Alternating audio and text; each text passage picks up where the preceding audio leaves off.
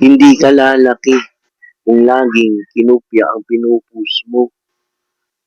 Sa social media, madaling ma-inspire sa content ng iba. Pero kapag kinopya mo lang ang videos, idea o caption, wala kang sariling identity. Pansamantala lang ang views, pero hindi ka tatatak. Ang original content may sariling pangalan at audience.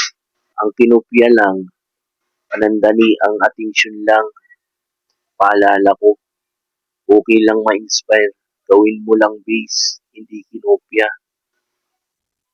Ang tips ko, magdagdag ka ng kwento, sarili mong kwento at experience o opinion para maging original. Mas tumatagal ang content na galing sa sarili mong idea kaysa sa kinopya lang. Follow and share kung may natutunan mga kaibigan. Nga pala si Joel Abilia, bibigay ng kalaman.